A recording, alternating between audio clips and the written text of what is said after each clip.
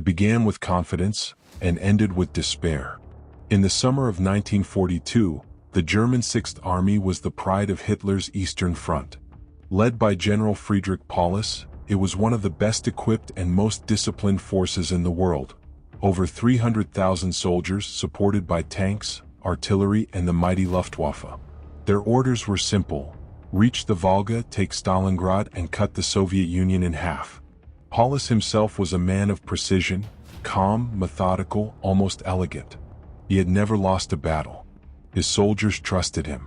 When they crossed the Don River in August 1942, many believed the war was already won. After Stalingrad, some officers said, "We'll celebrate Christmas in the Kremlin." The march eastward seemed unstoppable. The German panzers rolled across endless plains, villages burned in their path, and columns of Soviet prisoners trudged westward in silence. The Luftwaffe bombed the roads ahead, clearing the way. The Sixth Army advanced under banners that promised victory and glory. But Stalingrad was not like the other cities they had taken. It was not just a name, it was Stalin's city, the symbol of Soviet pride. To Hitler, capturing it was not only strategic, it was personal. He wanted to crush it, to show the world that even Stalin's namesake could be reduced to ashes. On August 23, 1942, the first German troops reached the outskirts. They expected resistance, but what they found was hell. The Luftwaffe bombed the city for hours. Over 1,000 tons of explosives fell that day. The entire city turned into a furnace. The sky glowed orange, the Volga ran red. Paulus watched from his forward headquarters as plumes of fire rose miles high. To him it looked like victory. To the people inside it was the end of the world. When the smoke cleared, Stalingrad was rubble. But from that rubble the Soviets began to fight. The German tanks entered the city, expecting an easy sweep. Instead they found an enemy that refused to die. Every building was a fortress, every cellar a bunker. The Red Army had melted into the ruins, unseen, unbreakable. Paulus was frustrated. His training had prepared him for open field battles, not this chaos. The rules of war had vanished. Now it was fought from window to window, stairwell to stairwell, sometimes room to room. German soldiers called it Rattenkrieg, the Rat War. They said Stalingrad smelled of smoke, death, and madness. You could fight for one street all day, and lose it again by night. No one knew who controlled what anymore. Still, Paulus pushed forward. He believed that with enough firepower, the Soviets would eventually collapse. But the Soviets kept coming, from the basements, from the sewers, from across the Volga at night. Every time the Germans thought they had won, new shadows rose from the ruins. The Sixth Army was bleeding slowly, one man, one house, one street at a time. But Hitler didn't care. He sent a message: the Volga must be reached. No retreat. Not one step back. So Paulus obeyed. By October, the Germans controlled most of the western part of the city. The factories were in ruins but still defended fiercely. The Red October, Barricade, and Tractor Plant became names etched in blood. Each cost hundreds, sometimes thousands of lives. The Sixth Army soldiers, exhausted and frozen, wrote letters home. "We take one house, they take it back. We're fighting ghosts. Stalingrad is not a city anymore, it's a nightmare." They didn't know it yet, but their nightmare was only beginning. Far to the north and south, Soviet armies were gathering. The hunters were becoming the hunted. The trap, Operation Uranus, was already being set. And inside the city, General Friedrich Paulus still believed he was winning. It was November 19, 1942. The Russian steppe was covered in ice and fog. Snowflakes drifted over the frozen earth, and the German soldiers, shivering in their foxholes, had no idea that the real battle for Stalingrad was about to begin. At 5:20 a.m. the ground shook. Thousands of Soviet guns opened fire, one of the largest artillery barrages in history. For an hour, the horizon burned red. The shells crashed over the positions of the Romanian Third Army, guarding the northern flank of the Sixth Army. These Romanians were poorly equipped. No anti-tank guns, no winter clothing, and almost no fuel. They tried to fight, but when Soviet T-34 tanks burst through the fog, they broke. In just one day, the northern defenses of the Sixth Army collapsed. General Friedrich Paulus didn't believe the reports at first. He thought it was a local attack, another Soviet attempt to relieve pressure. But as the hours passed, messages poured in, enemy tanks everywhere, entire divisions wiped out, supply lines gone. On November 20th, the Southern Front exploded too. The Soviet 51st and 57th Armies, supported by more T-34s, smashed through the Romanian 4th Army near Kotelnikovo. Within 48 hours, two massive Soviet pincers were closing behind the Germans. Their goal was clear: encircle the 6th Army. Inside Stalingrad, Paulus's men were still fighting street to street, unaware of what was coming. But when the radio went silent and supplies stopped arriving, a cold fear spread through the ranks. By November 23rd, the trap was complete. At the small town of Kalik on the Don, the northern and southern Soviet forces met. The encirclement was total. Over 300,000 Axis soldiers, Germans, Romanians, Croatians, Italians, were now surrounded inside the Stalingrad pocket. Paulus stared at the map in disbelief. The proud 6th Army, his army, was cut off from the world. He sent an urgent message to Army Group B in Berlin. The enemy has closed the ring. Situation critical. Request immediate breakout permission. The answer came from Hitler himself. Stalingrad must be held at all costs. The army will stand fast. Paulus hesitated. He knew that staying meant death, but disobeying meant disgrace. So he obeyed. Outside the pocket, General Erich von Manstein was ordered to organize a rescue. He promised he would reach Stalingrad, but winter, fuel shortages, and Soviet resistance made it almost impossible. Meanwhile, inside the encirclement, the 6th Army began to starve.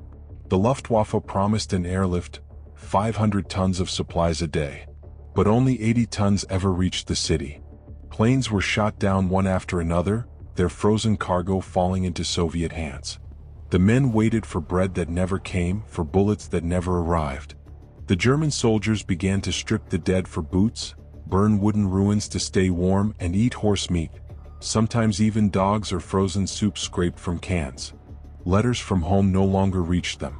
Instead, the sound of Soviet loudspeakers filled the air, calling out, "Paulus, your army is doomed.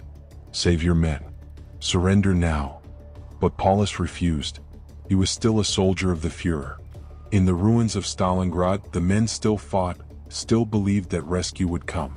They named the encircled area the Cauldron. And that cauldron was shrinking day by day. By mid-December, Manstein's rescue attempt, Operation Winter Storm, began. His tanks pushed forward, breaking through Soviet lines near the Mishkova River. They came within 30 miles of Stalingrad. Inside the city, Paulus prepared for a breakout. His men were ready, engines warmed, fuel rationed, maps drawn. They waited only for the order. But that order never came. Hitler's message was clear. The 6th Army will hold its ground. Relief is coming. Not one step back. Paulus obeyed once again. The breakout was cancelled. The chance was gone. By Christmas 1942, the rescue had failed. The temperature dropped to -30 degrees Celsius, ammunition was running out, and starvation was everywhere. Christmas trees made of scrap metal stood in the ruins, decorated with cigarette foil. Some soldiers sang hymns quietly, others just stared at the snow, waiting for death. One diary found later read, "We believed we were the victors of the world. Now we are prisoners of ice." The 6th Army, once Hitler's pride, was now trapped, dying, and forgotten. The trap had tightened completely. But the final blow was yet to come: the surrender, the humiliation, and the fall of General Friedrich Paulus himself. By January 1943, Stalingrad had become a frozen tomb. The once mighty 6th Army, over 300,000 men, was now reduced to less than half that number. Most were starving, sick, or frostbitten.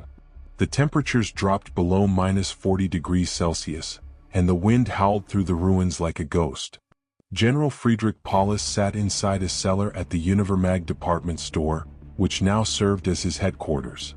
Maps covered the walls, but none of them mattered anymore. The lines that once showed strength were now meaningless scribbles on paper. Every day, Soviet artillery grew louder, closer, relentless. The men outside lived like shadows. They burned anything that could produce heat: furniture, crates, books, even wooden crosses from destroyed churches. Frost covered their faces like white masks. Many no longer spoke. Their eyes were hollow, their hands trembling from hunger and cold.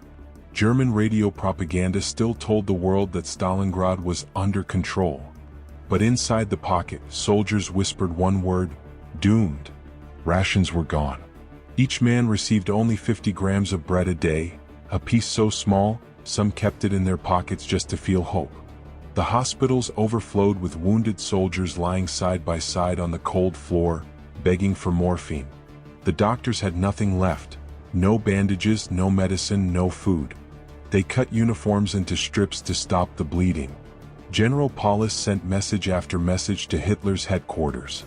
We can no longer hold. The troops are exhausted. Immediate permission to surrender requested. Hitler's reply came like ice. Surrender is forbidden. The Sixth Army will fight to the last man and bullet. He also promoted Paulus to Field Marshal, the highest rank in the German army. In German military history, no field marshal had ever been captured alive. The message was clear: Hitler expected him to die in Stalingrad. But Paulus wasn't a fanatic. He wasn't built like Hitler or Himmler. He was a soldier, a tactician, a man who believed in discipline and reason. He had watched thousands of his men freeze to death for an idea that no longer made sense. By January 25th, the Soviet forces under General Rokossovsky and General Zhukov had completely crushed the pocket. The Sixth Army was split into two, the northern and southern groups. Communication was gone. The men were fighting for survival, not for victory. Soviet loudspeakers echoed across the ruins. German soldiers, your leaders have abandoned you. Come out and live. Lay down your weapons. Many did. Groups of starving Germans came out from cellars, hands shaking, waving white cloths made from shirts. Others refused and kept fighting until they were destroyed by artillery.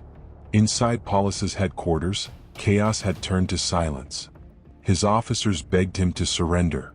General Schmidt, his chief of staff, said, "We can do no more. There is no honor in dying pointlessly." Paulus sat at his desk, staring at Hitler's last message. His face was pale, his uniform unbuttoned, his voice barely a whisper.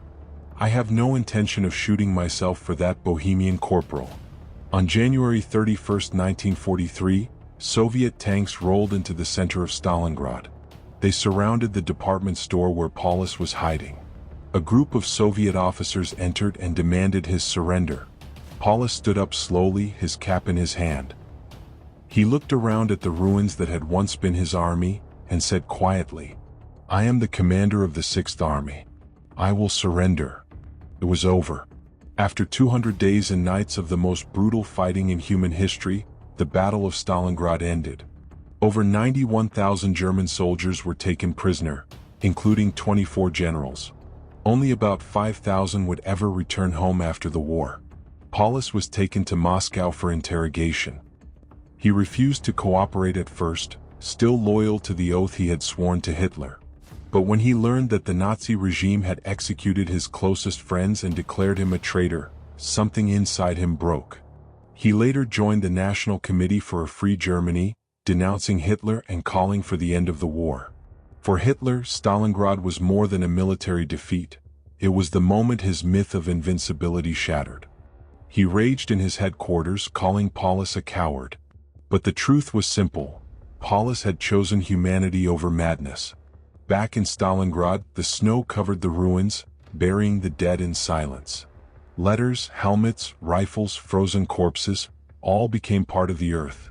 The Sixth Army was gone, and with it, the last illusion of German victory in the east. Soviet soldiers raised the red flag over the ruins of the tractor factory. The city that refused to die had survived. And somewhere in a Soviet prison cell, Friedrich Paulus sat quietly, his hands folded, whispering the words that would haunt him forever. "I should have disobeyed sooner." The surrender at Stalingrad was not the end, it was the beginning of another kind of nightmare. When the guns finally fell silent on February 2, 1943, around 91,000 German soldiers were led away by Soviet troops. They were starving, sick, and frostbitten, many too weak to even walk. Some had to be carried by their comrades. Among them were 24 generals and the man who once commanded them all, Field Marshal Friedrich Paulus. The road from Stalingrad to the prisoner camps stretched across hundreds of kilometers of frozen wasteland. Thousands died on the way. They fell in the snow, too weak to rise again, and were left where they lay. Others begged for water, but the only thing the guards gave them was snow. The Soviets had little mercy, and perhaps little reason for it. They had lost over 1 million men in the battle. For them this was justice. For the Germans it was judgment. When the survivors reached the camps in Tambov, Suzdal, and Beketovka, they found nothing but cold, lice, and starvation. Prisoners slept on bare floors wrapped in rags. Many died of typhus and dysentery within weeks. In one camp alone, 40,000 men perished in the first few months. Of the 91,000 who surrendered, only about 5,000 ever returned to Germany, and most of them years later after the war had ended. In the Soviet records, one sentence summed it up. The German Sixth Army ceased to exist. Friedrich Paulus, however, lived. He was taken to a special villa near Moscow, isolated from his men, interrogated daily by the NKVD. At first he refused to speak. He insisted that he was loyal to his oath and to his Führer. But that loyalty began to crumble when he heard what Hitler had done after his surrender. Paulus learned that Hitler had disowned him, stripped him of rank, and executed his closest friends in Berlin. The man he had once called "my leader" had turned him into a traitor in the eyes of his own country. Something inside him broke that day. In 1944, Paulus agreed to join the National Committee for a Free Germany, a group of German officers in Soviet captivity who publicly denounced Hitler and called on German soldiers to lay down their arms. His voice, once a symbol of German order, now spoke against the Reich he had served. But even that brought him no peace. He was hated by the Nazis, distrusted by the Soviets, and pitted by his own men. When the war ended, Paulus was released and allowed to live in Dresden, in East Germany. He lived quietly in a small apartment, surrounded by memories of the battle that had defined and destroyed his life. People often asked him if he regretted surrendering. He would pause, look at the ground, and say softly, "I regret that I obeyed for so long." In 1957, Friedrich Paulus died in Dresden, still haunted by the ghosts of Stalingrad. He never saw his family again. He never set foot in West Germany. He died as the man who once led one of the greatest armies in the world, and lost everything. But Stalingrad's story didn't end with him. The battle scarred an entire generation, Germans and Soviets alike. For decades, veterans from both sides carried nightmares that never faded. Soviet civilians rebuilt their city from rubble, brick by brick. Every street, every building carried the memory of blood and fire. Today in Volgograd, the modern name of Stalingrad, there stands a statue called "The Motherland Calls." She holds a sword high in the air, her face filled with rage and sorrow. Beneath her feet lie the bones of over 1 million soldiers from both sides. Every year, survivors, now few and old, place flowers there. Some are Russian. Some are German. They do not speak the language of enemies anymore. Only silence and remembrance.